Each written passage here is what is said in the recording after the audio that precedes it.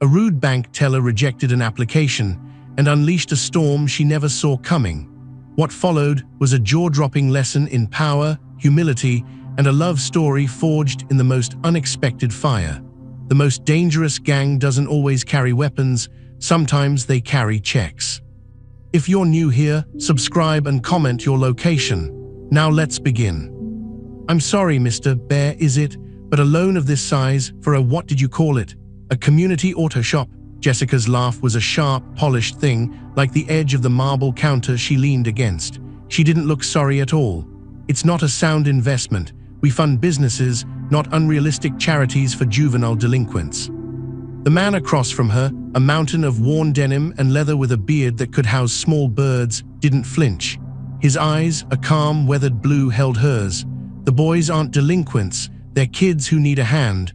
The shop teaches them a trade, respect. We're at capacity. The expansion means we can take on 20 more. A touching sentiment, Jessica said, sliding his application folder back across the desk as if it might be contagious. She glanced at his hands, grease permanently etched into the creases. But your collateral is a plot of land in a, let's be frank, undesirable part of town, and your business plan reads like a feel-good movie synopsis. First Liberty Bank cannot underwrite fantasies. My decision is final. Bear, whose real name was Daniel but hadn't heard it in decades, slowly nodded. He placed his large, calloused hands flat on the desk. The boys, they look forward to coming. It's the one place they don't get judged by how they look. Well, Mr. Bear, perhaps they should learn that appearance does matter. It inspires confidence. She gestured smoothly at her own tailored suit, then at his vest covered in faded patches and road dust. Now, if you'll excuse me, I have actual clients to attend to. She stood, a dismissal as cold as the vault door behind her. Daniel Bear stood as well, the chair groaning in relief. He looked at her for a long moment, the charged silence between them thickening. There was something in his gaze, not anger, but a deep, unsettling disappointment that, for a flicker, made Jessica's perfectly composed stomach tighten. You're making a mistake, Jessica, he said, his voice a low rumble. Not about the money, about people. Good day, sir, she said, turning her back to stare out her glass-walled office at the pristine bank floor. She watched his reflection in the glass as he walked out, his broad shoulders filling the doorway, a ridiculous man with a ridiculous dream. She shook her head, a smirk touching her lips. Another day, another pipe dream efficiently dismantled. Her phone buzzed, a reminder for her dinner reservation with the district manager. Everything was proceeding perfectly. The late afternoon sun was casting long shadows when the first rumble shook the potted plants on Jessica's windowsill. Then another, and another, a deep, harmonic thunder that vibrated through the very foundations of First Liberty Bank. Tellers looked up from their terminals, clients peered out the grand windows. Jessica frowned, stepping out of her office. What is that noise? Through the floor-to-ceiling glass, a spectacle unfolded. Not a handful of bikes, but a rolling fortress of chrome and steel. Dozens of them. Harley-Davidsons, Indians, custom choppers, all gleaming with a quiet, expensive menace. They parked in precise lines, a military formation of leather and gray hair. The riders dismounted, men and a few women, mostly in their 50s and 60s, their faces lined with experience, not just years. They wore leathers, but they were finely made, subtly stylish. They moved with an unhurried, confident grace that spoke of immense power held in check. The lead rider, a tall man with a silver goatee and eyes hidden behind aviators, removed his helmet. He was handsome in a distinguished, dangerous way. He looked at the bank doors as if surveying a mildly interesting insect colony. Panic, cold and sharp, shot through Jessica. A biker gang, here, was this Bear's pathetic retaliation? She smoothed her suit, her professional mask slamming back into place. She would handle this. She was Jessica fucking Thorne. The doors swung open and the syndicate walked in. The air in the bank changed, growing heavier, charged with a silent electric tension. They didn't swagger or shout. They simply occupied the space, their presence sucking the oxygen from the room. The silver-haired leader, whom Jessica would later know as Marcus, strolled to the center of the lobby, his boots echoing on the marble. Jessica approached, her heels clicking a frantic counter-rhythm. "Can I help you, gentlemen?" she asked, her voice tighter than she intended. Marcus slowly removed his sunglasses, revealing piercing green eyes that held no warmth. "We are here to see Jessica Thorne, the manager." "I am Jessica Thorne, and if this is about Daniel Bear's declined application, I can assure you any form of intimidation is." A chuckle came from behind Marcus. A stocky man with a kind face and twinkling eyes, Paul, stepped forward. "Intimidation? Honey, we're investors. We are here to make a withdrawal." "A very large withdrawal," added a sleek, elegant woman with silver braids, Elena. Her voice was like silk over granite. Jessica's mind raced. "A withdrawal? Of what nature? Do you have an account here?" "Not yet," Marcus said, his lips quirking, "but we're considering opening one, a corporate account, for our new venture." He reached into his inner jacket pocket. Jessica's breath hitched, some primal part of her brain flashing a warning, but he pulled out not a weapon, but a long, cream-colored envelope. He placed it on the nearest desk, sliding it toward her. "Open it." Hands trembling slightly, Jessica did. Inside was a single cashier's check. The numbers made her vision blur. $10 million, and it was made out to Bear's Den Community Foundation and Auto Shop. Her throat went dry. "I don't understand." "It's simple," Marcus said, leaning in slightly. The scent of leather and expensive cologne washed over her. "Our friend Daniel came to you for a seed. You mistook a giant redwood for a weed. We are here to water it ourselves." He paused, letting the magnitude sink in, and to deliver a message. "A message?" Paul grinned. "We're the Founders Syndicate. You might have heard of us, or not. We prefer quiet exits and loud bikes." He ticked off names on his fingers. Marcus Reed Sterling Cybernetics, Elena Vance Biotech, David Chen Solar, me Paulie Stack O'Malley from O'Malley FinTech. Each name was a sledgehammer blow to Jessica's reality. These weren't thugs, they were legends, titans of industry who had vanished from the public eye years ago. "We ride together," Elena said, her gaze cool. "Daniel is our road captain, he keeps us grounded, and he told us about your assessment of his character." Marcus took over, his voice dropping to a deadly calm. "We're buying the entire block around his shop. We're building a state-of-the-art vocational academy. This check is just the start. We're also moving our substantial, and I mean very substantial, holdings from our various traditional institutions." He leaned closer, and the charged chemistry was undeniable, a terrifying magnetism. "We were going to consolidate them here. $100 million deposit, minimum. But after the way you treated our captain, we find we lack confidence in your institution's vision." Jessica felt the world tilting. "Mr. Reed, please, there must have been a misunderstanding. I was simply adhering to bank policy."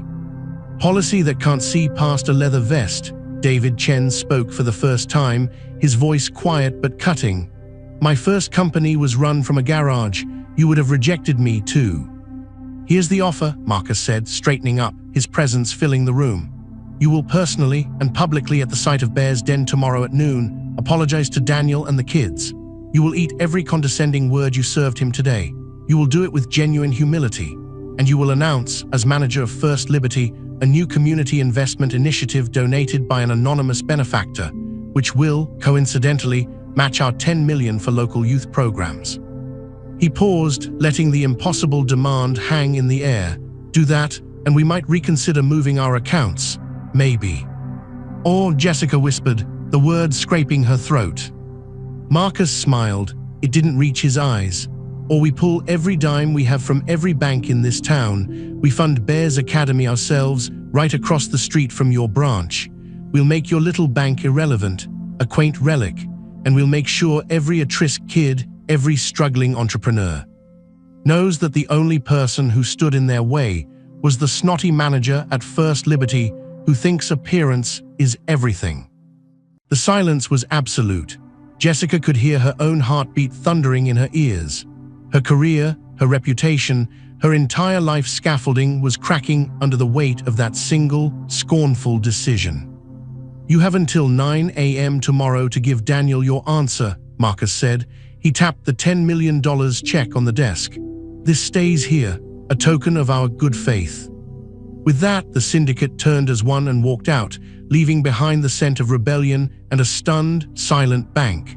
As the roaring symphony of their engines faded, Jessica stared at the check.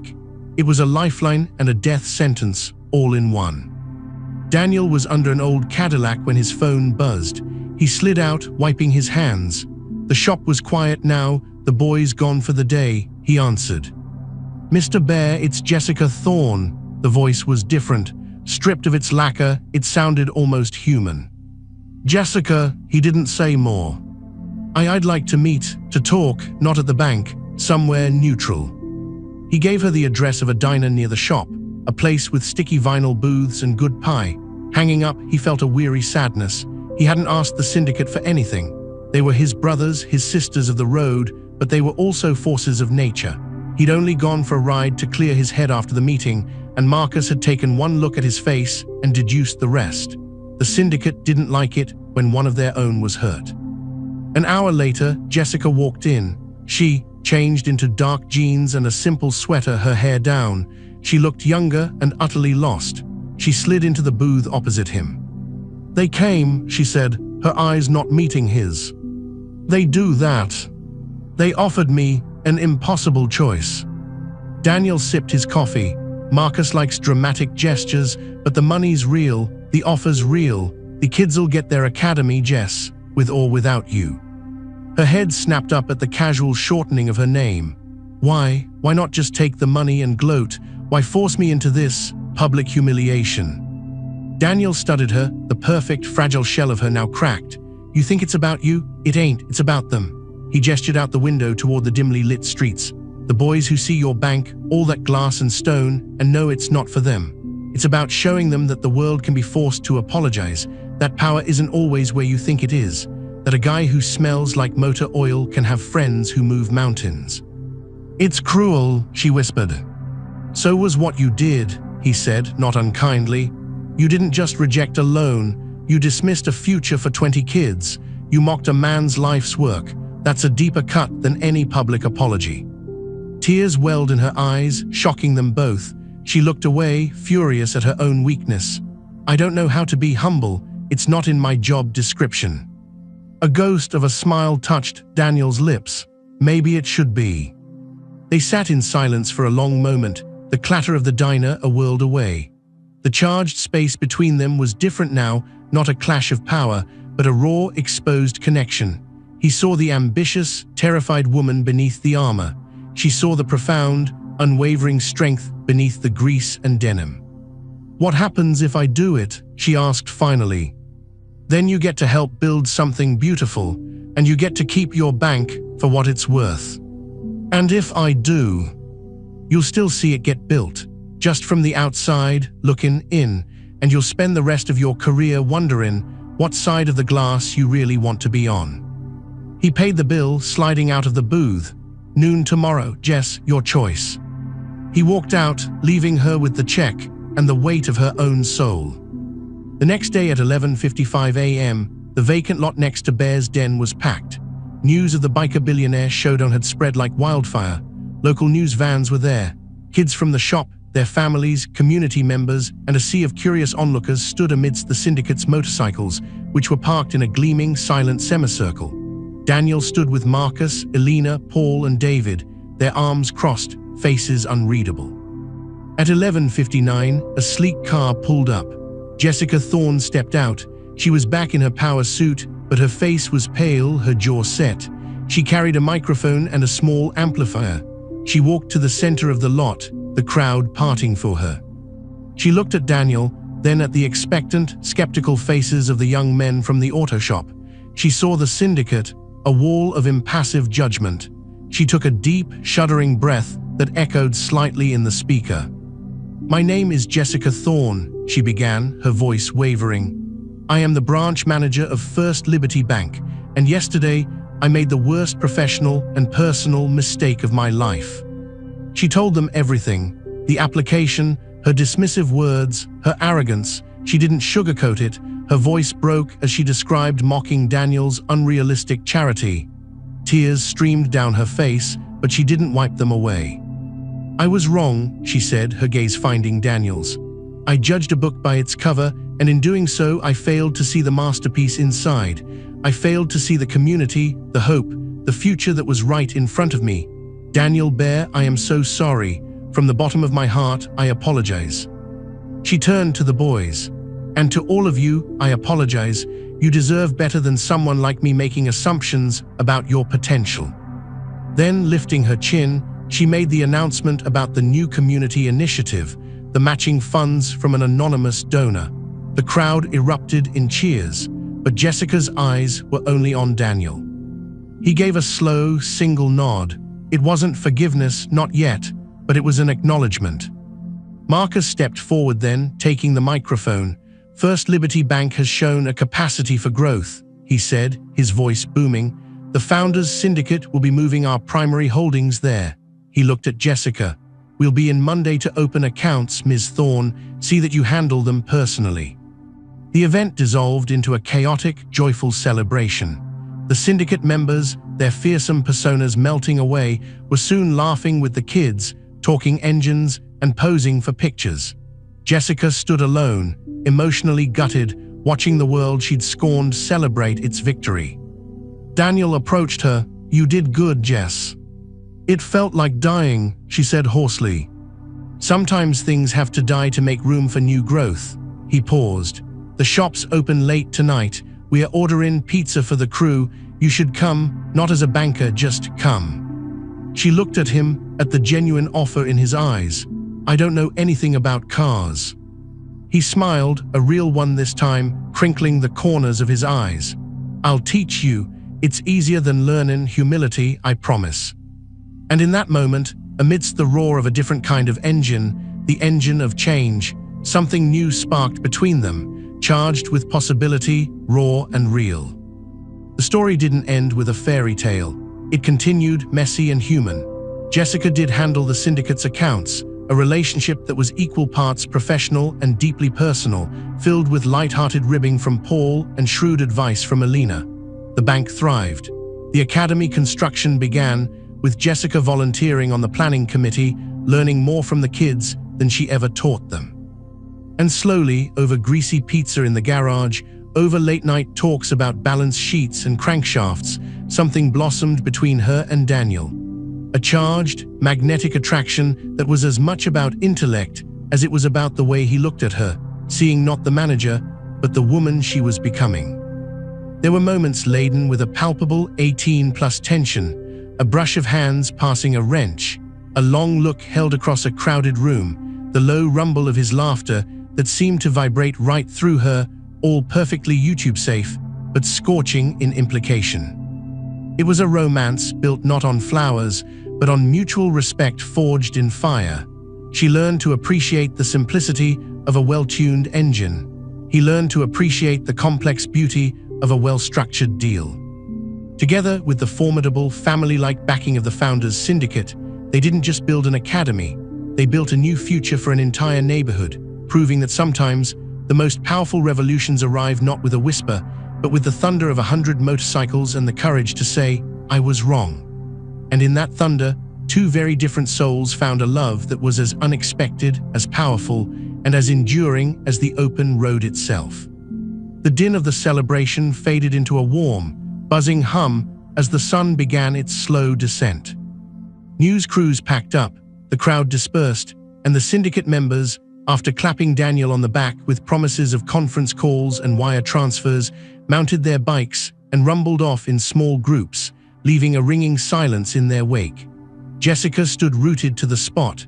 The adrenaline that had carried her through the apology now evaporated, leaving her hollow and shaking. The lot was empty save for Daniel, a few of the older boys who were now eyeing her with a mixture of curiosity and suspicion, and the looming, hopeful skeleton of the future academy. Daniel watched her for a moment, seeing the tremble in her hands she tried to hide by clasping them tightly. He walked over to the rusty oil drum that served as a makeshift barbecue grill, its coals still glowing. Mario's, he said, not looking at her. Best pizza in 3 counties. Pepperoni, sausage, extra cheese. The boys eat like locusts. You common. It wasn't a command, nor was it a gentle invitation. It was a simple statement of fact, an open door. Jessica looked at the auto shop, a corrugated metal building streaked with rain and grease, a neon open sign flickering erratically. It was the antithesis of her sterile, perfumed world. Everything in her screamed to retreat, to go home, pour a very large glass of wine, and try to process the cataclysm that had just upended her life. But something else, a small, stubborn ember that had been ignited by the raw honesty of her own public dismantling, pushed her forward. She had just told the world she was wrong. Hiding now would make it all a lie. Yes, all right, she said, her voice thin. One of the teenagers, a lanky kid named Leo, with a fierce intelligence in his eyes, snorted. You gonna get grease on your Prada, lady. Leo, Daniel's voice held a warning, but it was mild. Jessica looked down at her suit, a crisp, ivory Alexander McQueen. It felt like a costume now. Probably, she said, meeting Leo's gaze, but it's just a suit. That seemed to amuse him. He shrugged and ambled toward the shop, calling over his shoulder, extra olives on my half. The next few hours were a surreal immersion into a world Jessica had only ever driven past with her windows up. The shop was a cathedral of mechanical possibility. Car parts and tools hung in organized chaos on pegboards. The air was thick with the familiar, comforting scents of oil, gasoline, and rubber. Classic rock played from a dusty radio.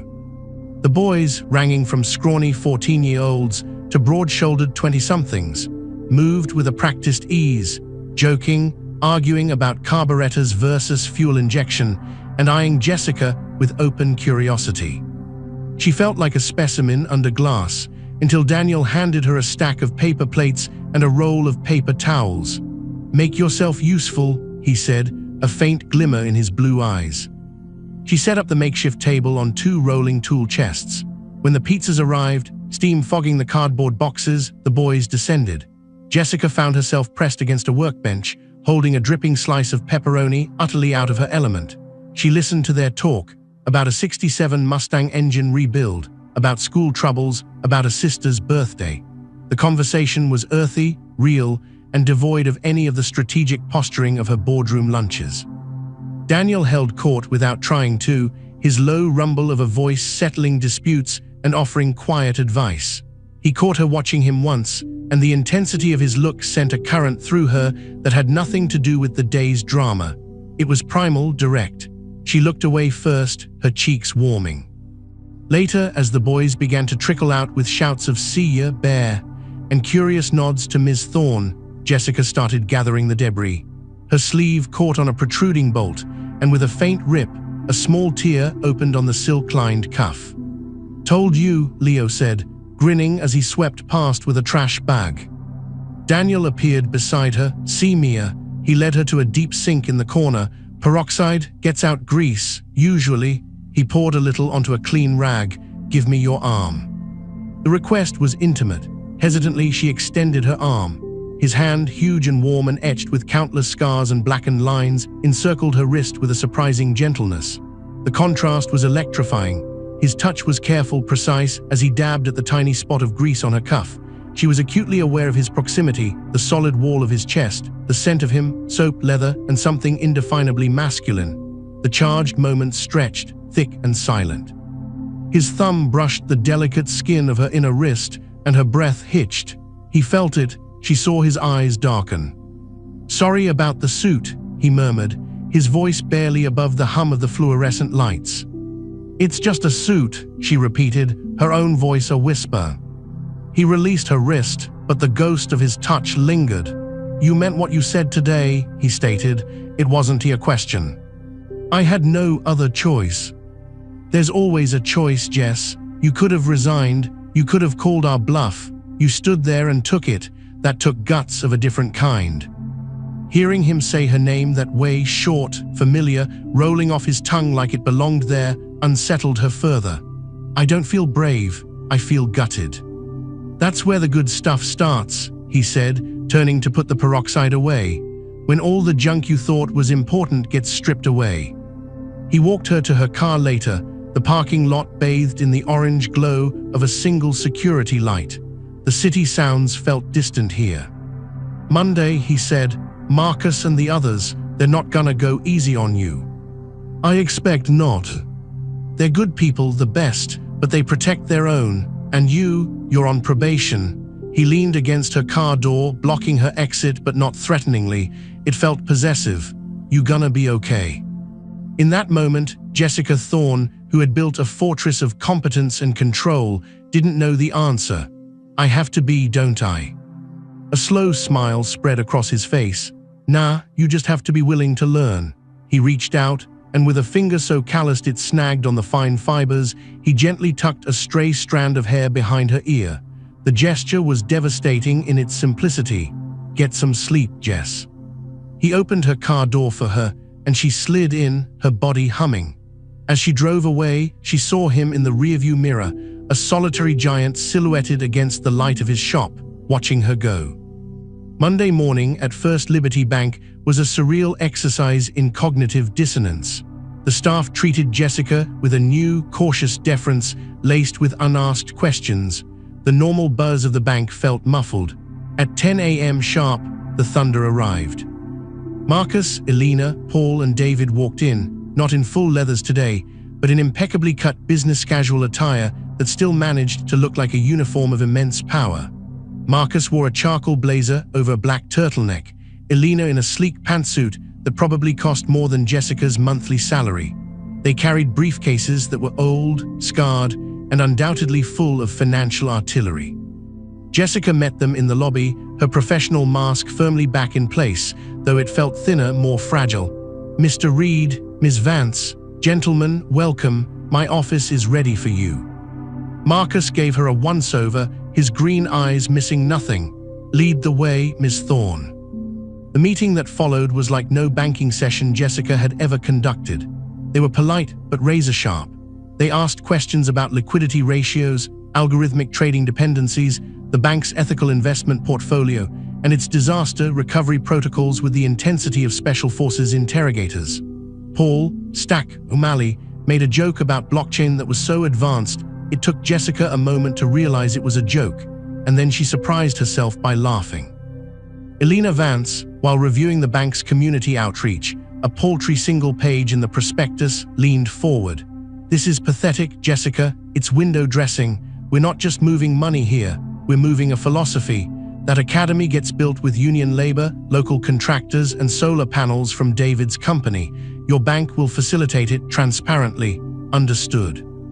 "Yes, ma'am," Jessica said, the old defiance replaced by a genuine desire to understand.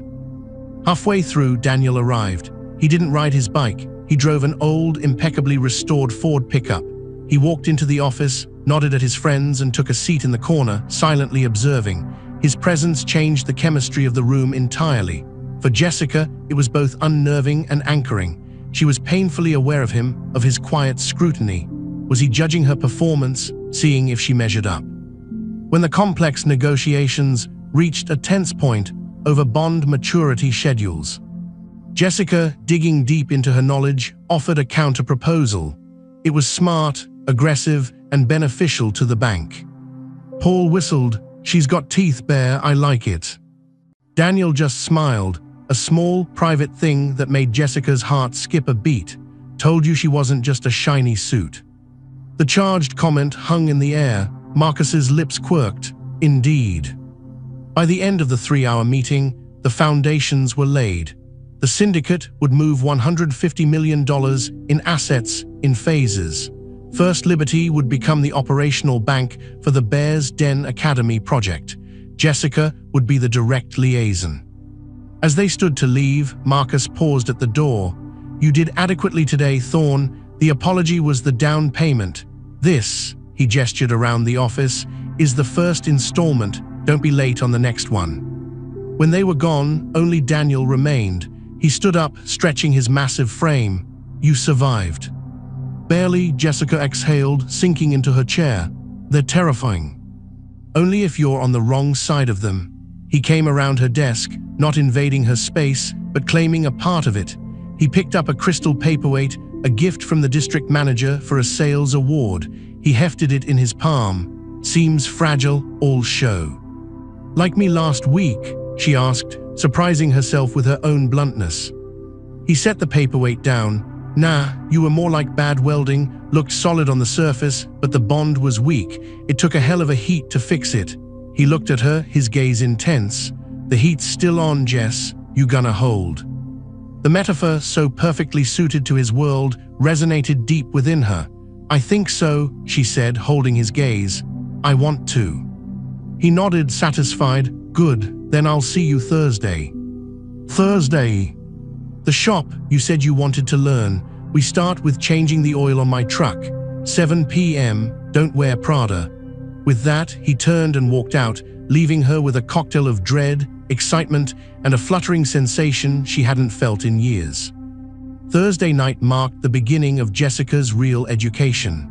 Under Daniel's patient, no-nonsense instruction, she learned to handle a wrench, to identify an oil filter, to not flinch when grease got under her fingernails. It was frustrating, humbling, and strangely therapeutic. Leo and the other boys, once they got over their initial awe of the bank lady in bank lady clothes, she now wore old jeans and a simple t-shirt, began to offer unsolicited advice, their earlier suspicion melting into a teasing camaraderie. "Yo, Ms. T, you're gonna cross-thread it. Easy. Here, like this. Bear, she's a natural, a menace with a socket set." Daniel would just chuckle, his hands often covering hers to guide emotion, each touch sending jolts of awareness through her. The charged moments were constant, his chest against her back as he reached around her to point at a connection, the low murmur of his voice in her ear explaining compression ratios, the sweat beading on his temple as he demonstrated how to lift a heavy battery. It was an 18-plus tension built on proximity, competence, and a growing, magnetic respect. It was safe, but it simmered. One evening, after a particularly messy session replacing brake pads, they were cleaning up. Jessica was struggling with a stubborn smear of grease on her forearm. Daniel wordlessly took her arm just like the first night, but this time he used a gritty mechanic's soap, working it into a lather with his thumbs, massaging it over her skin with a firm, thorough pressure that was anything but clinical. Her mouth went dry. She watched his bowed head, the concentration on his face. This was a man who built and fixed things with those hands. The intimacy of the act, in the quiet, shadowy garage, was overwhelming. "Daniel," she whispered. He looked up, his eyes meeting hers. The air crackled. He slowly rinsed the soap away, the warm water from the hose cascading over their joined hands. He didn't let go. He studied her face, her parted lips, the pulse he could surely see hammering in her throat. "You're full of surprises, Jessica Thorne," he said, his voice rough. "So are you," she breathed. He leaned in, and for a heart-stopping second, she thought he would kiss her. Instead, he brought her clean hand up and pressed a brief, hard kiss to her knuckles, his beard scratching her skin. It was a promise and a restraint all in one.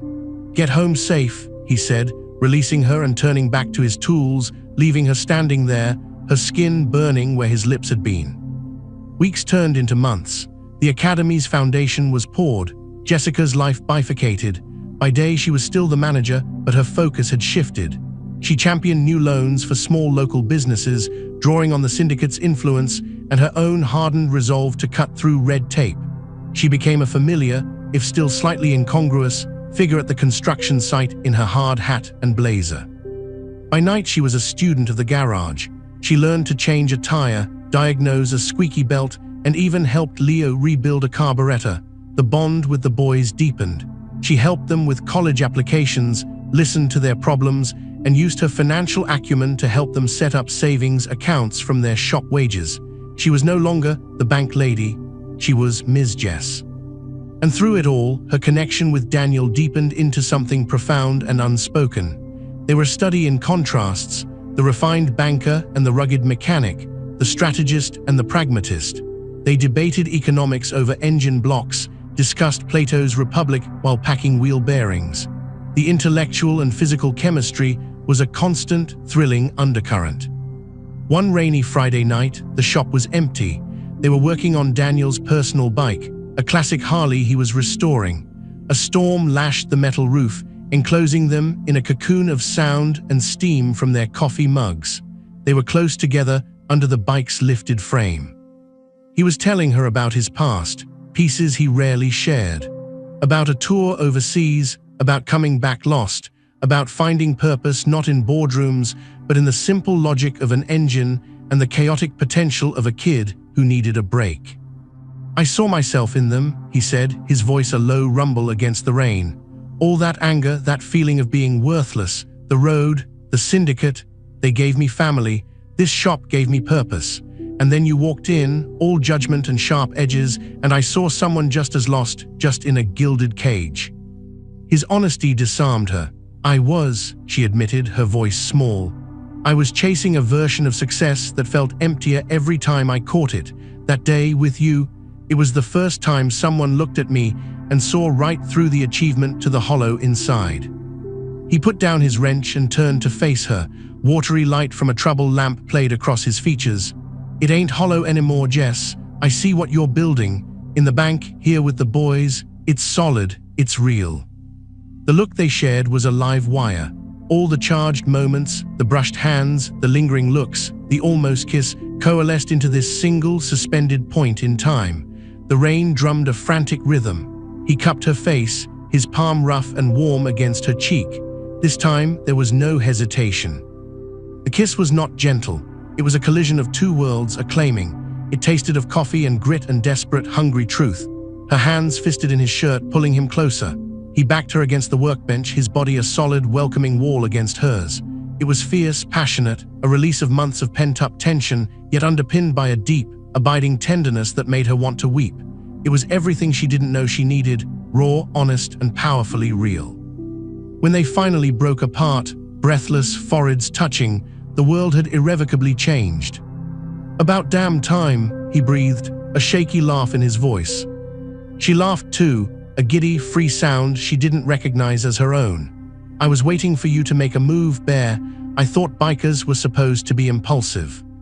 "Some things," he said, brushing his thumb over her swollen lips, his eyes dark with promise, "are worth waiting for, worth building right."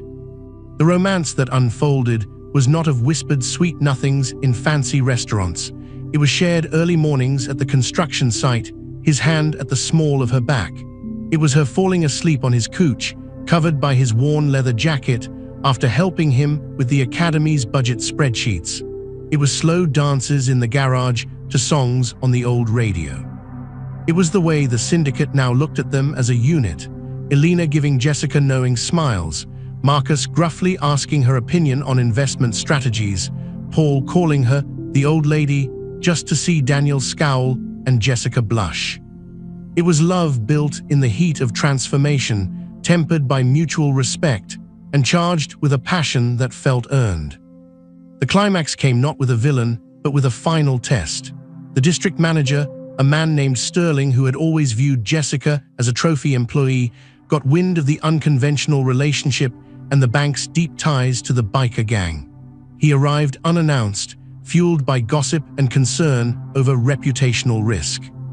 He confronted Jessica in her office, with Daniel present, going over plans. "Jessica, this has gone too far.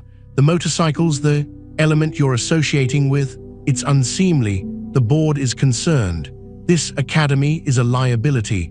I'm recommending we sever ties and distance ourselves." Before Jessica could speak, Daniel stood. He didn't move aggressively, but his presence seemed to fill the room, quiet and immense. "Mr. Sterling," he said, his voice calm but carrying the weight of the open road. "How much is First Liberty's stock worth today?" Sterling sputtered, "That's hardly though." "Around $42 a share," Jessica answered smoothly, her eyes on Daniel, a united front. Daniel pulled out his phone, tapped a few times, and put it on speaker. "Marcus, you're on with me, Jess, and her district manager. Question, what's the syndicate's total holding in First Liberty now?" Marcus's voice, cool and clear, came through. "As of this morning, just over 18%, makes us the largest single shareholder. Why? Someone causing trouble for our liaison." The color drained from Sterling's face. 18% was a controlling interest. They could vote him out at the next board meeting. Daniel leaned on the desk. "The element you're worried about, sir, owns a significant piece of your bank. We're not a liability, we are your future. Jessica here is building that future. You can get on board or you can get out of the way, but you will not disrespect her or what we're building ever again. It was a masterful, quiet power play. The syndicate hadn't just deposited money, they'd quietly bought the kingdom. Jessica looked at Daniel, her heart swelling with a fierce, proud love. He hadn't done it for control, he'd done it to protect their shared vision, to protect her. Sterling left, a broken man. The final barrier was gone. The grand opening of the Bear's Den Vocational Academy was a sun-drenched, glorious affair. The governor was there, the press was there, the entire community, the boys from the shop now in shirts and ties, their families beaming with pride. The Founders Syndicate stood together, looking more like proud grandparents than retired titans of industry. Jessica Thorne, no longer in a suit of armor, but in a simple, elegant dress, stood at the podium next to Daniel. He wore a crisp button-down shirt with his sleeves rolled up, his tattoos peeking out, her hand firmly held in his. She looked out at the sea of faces, at Leo, who was starting an apprenticeship in solar tech with David's company, at the young men and women who now had a path, at Marcus, who gave her a solemn, approving nod. "This academy," she said, her voice clear and strong, carrying without a microphone, "isn't just a building. It's a testament to second chances, to looking past the surface, to the power of community. It started with one man's stubborn belief, and it was built by the most unexpected family I've ever known." She squeezed Daniel's hand. "A family I'm so proud to be a part of." She didn't give a long speech. She didn't need to. The proof stood around them. Later, as a local band played and people mingled, Daniel pulled her aside, behind the gleaming shell of a new electric car donated for the automotive tech program. "You did it, Jess," he said, his eyes shining. "You built something beautiful." "We did," she corrected, leaning into him. "You, me, the syndicate, the boys, all of us." He kissed her then, deeply, surrounded by the laughter and music of the world they had forged together. It was a kiss of homecoming, of partnership, of a love as powerful and enduring as the roar of a well-tuned engine and as unshakable as the foundation beneath their feet. The rude bank teller was gone, replaced by a woman of steel and heart. The scruffy biker had proven to be a king in disguise. And together, with their unlikely, magnificent gang, they hadn't just gotten a loan approved. They had rewritten the rules of the game, and in doing so, had found everything they never knew they were searching for. Thank you for riding with us on this incredible journey. Have you ever been judged by your appearance, only to prove everyone wrong? Let us know where you're watching from, and hit subscribe for more stories where the underdog roars back with a vengeance. Your support means the world. Until next time.